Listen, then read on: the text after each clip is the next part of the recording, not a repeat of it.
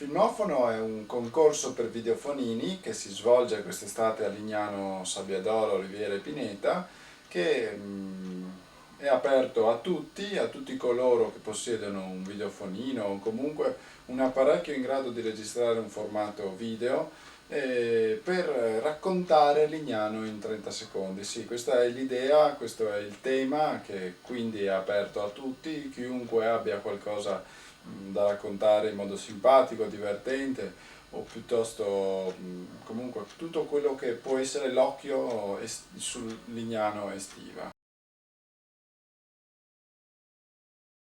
Ormai quasi tutti possono concorrere a questo tipo di manifestazioni in quanto la tecnologia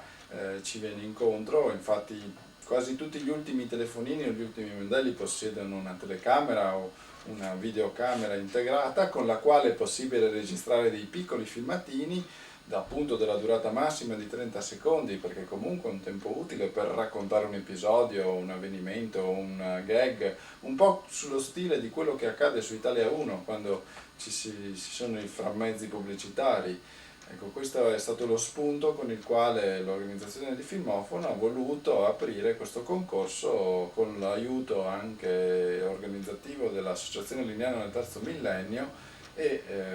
ormai il consolidato rapporto con il Messaggero Veneto, che ha dato la possibilità di aprire sul suo sito web una sezione dove poter caricare i filmati ed essere votati dal pubblico. Il concorso è un concorso a premi, quindi ci sarà una giuria che avrà la possibilità di valutare in base a due categorie che sono state identificate dal concorso, cioè il premio che va alla miglior idea e il premio invece che va al miglior film, e un po' per premiare tutti, cioè coloro che hanno partecipato al concorso fornendo un'idea brillante, magari non girata con i migliori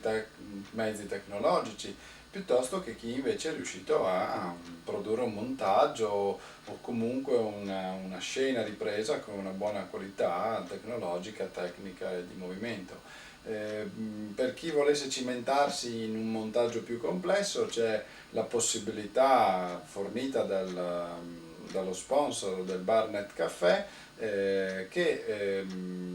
mette a disposizione nel proprio locale a Lignano Pineta due computer dove sarà possibile per chiunque scaricare il proprio filmato su una di queste due macchine e produrre un filmato montato. Ricordo che tutte le informazioni per la partecipazione al concorso sono disponibili sul sito www.filmofono.it. Buon divertimento e inviate anche voi il vostro filmato, grazie.